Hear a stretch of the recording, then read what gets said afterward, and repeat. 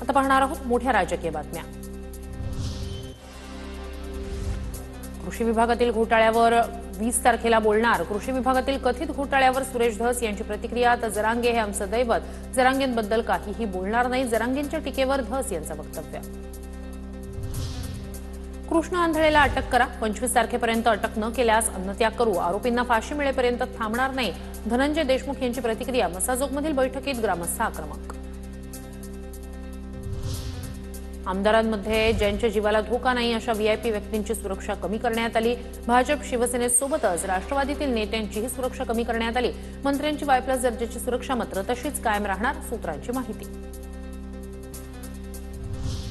पंचांनी दिलेला निर्णय काही लोकांना पटत नाही, आम्हाला परत एकदा निर्णय पाहिजे असं म्हणतात रायगडच्या पालकमंत्री पदावरून सुनील तटकरे यांचा गोगावलेंना टोला। निर्णय चुकला तर पंचांची काय हालत होते हे कुस्तीत पाहिलं। महाराष्ट्र केसरी स्पर्धेचं उदाहरण देत शिरसाट यांचा तटकरेंवर पलटवार, तर निर्णय बदलावा लागतो याची उदाहरणं आहेत, याचं भान ठेवलं पाहिजे, शिरसाटांचा सल्ला।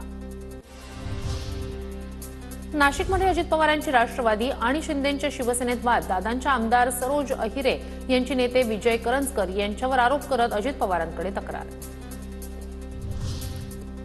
स्थानिक स्वराज्य संस्थांच्या निवडणुका महायुतीतच लढणार, बावनकुळेंची माहिती। तर लाडकी बहीण योजना सुरूच राहणार, योजना बंद करणार नाही, बावनकुळेंची प्रतिक्रिया। आम्ही महायुतीमध्ये जाणार आहोत, महायुतीमध्ये विधानसभा लढली, लोकसभा महायुतीत लढली आहे आणि पुढच्या स्थानिक स्वराज्य संस्था सुद्धा महायुतीमध्येच लढण्याचा आमचा विचार आहे।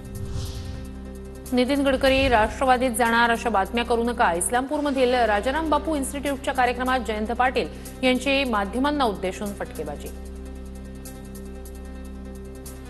गडकरी साहेब इथं आले आणि त्यांनी फार चांगली असा प्रतिसाद देऊन आमच्या या सगळ्या प्रगतिशील असणाऱ्या इन्स्टिट्यूटला भेट दिली। आमचे पत्रकारांना माझी एकच विनंती आहे की आता गडकरी साहेब राष्ट्रवादीत जाणार अशा बातम्या किमान इथनं पुढे तयार करू नका।